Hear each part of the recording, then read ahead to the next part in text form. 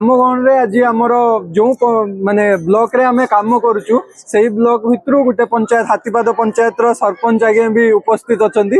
ଆମକୁ ଖୁସି ଲାଗୁଛି।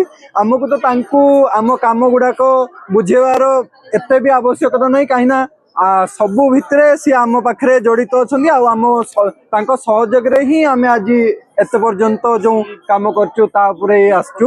ତ thank you so much sir. Thank you sir परिचय सार रखिए।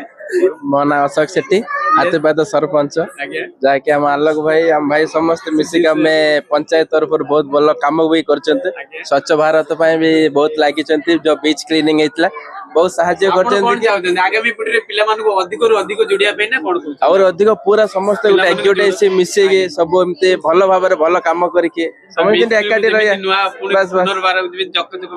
टूरिस्ट मान आसतु गोलाबंध होची आपनकर गोलाबंध होची गोटे टूरिस्ट एरिया बहुत माने बाबांकर पीठ सेटा। Thank you sir. आप योगदान देथर आपन को आमे बहुत बहुत खुशी।